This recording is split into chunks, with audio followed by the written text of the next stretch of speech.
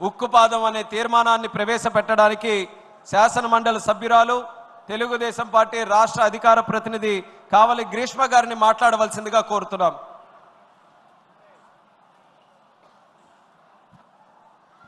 వేదిక మీద ఉన్న పెద్దలు, పితృ సమానులు, ముఖ్యమంత్రి గారికి, యువగలం పేరుతో మనందరికీ ఇంకా దగ్గరైన లోకేష్ అన్న గారికి, వేదిక మీద ఉన్న అతిరథ మహారథులందరికీ పేరు పేరున నా పాదాభివందనాలు.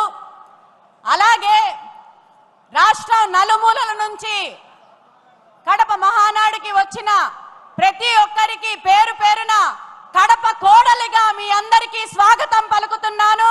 అందరికీ ప్రతి ఒక్కరికి నమస్కారాలు తెలియజేసుకుంటున్నాను.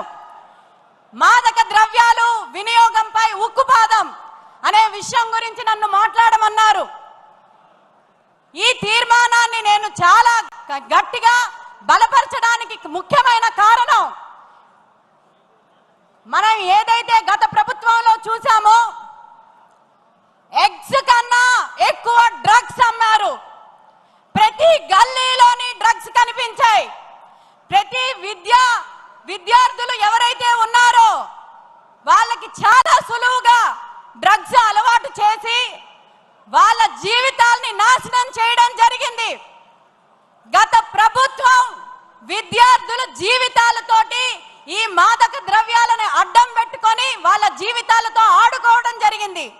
ఇది దృష్టి పెట్టిన ముఖ్యమంత్రి వర్యులు గారు, ఆయన నారా చంద్రబాబు నాయుడు అనే నేను అన్న మాట దగ్గర నుంచి ఫస్ట్ థింగ్ డ్రగ్స్ అరికట్టాలని దృఢ సంకల్పంతో ఈ రోజు మనకి anti drug narcotic task force eagle ఏర్పాటు చేశారు. సోదరులారా, సోదరీమణులారా, మీరందరూ గుర్తుపెట్టుకోవాలి, మన పిల్లలు భవిష్యత్తు బాగుండాలంటే మాదక ద్రవ్యాల నుంచి దూరం ఉండేటట్టు మనం ఇంట్లో నుంచి ఫస్ట్ వాళ్ళకి సూచనలు ఇవ్వాలి.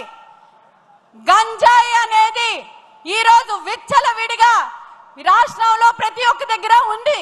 కానీ మన ప్రభుత్వం వచ్చిన తర్వాత అది కంప్లీట్ గా అరికట్టడానికి చంద్రబాబు నాయుడు గారు, లోకేష్ గారు, అలాగే మన హోంమంత్రి అనిత గారు 100 days అని ఒక కార్యక్రమం చేయడం జరిగింది. మీకు అందరికీ నేను విన్నపం చేసుకుంటున్నాను.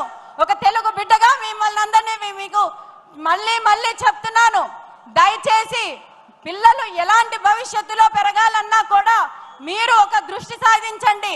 చంద్రబాబు నాయుడు గారు ముఖ్యమంత్రిగా ఎంత మంచి పాలసీలు తీసుకొని వచ్చారో ఈ డ్రగ్స్ ని అరికట్టడానికి, గంజాయిని నిర్మూలించడానికి, గంజాయి నిర్మూలించే రహిత ఆంధ్రప్రదేశ్ ని మనం నిర్మించాల్సిందిగా ముఖ్యమంత్రి గారికి మరొకసారి నేను విజ్ఞప్తి చేసుకుంటూ,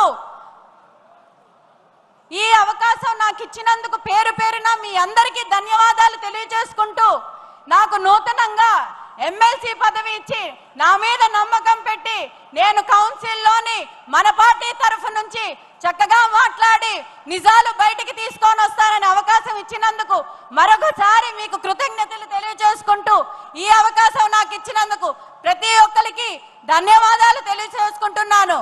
దయచేసి నాతో పాటు ఒక్కసారి చెప్పండి, జై అమరావతి, జై తెలుగుదేశం, జై హింద్. నమస్కారం. సోదరి గ్రీష్మ గారికి ధన్యవాదాలు. ఇదే అంశాన్ని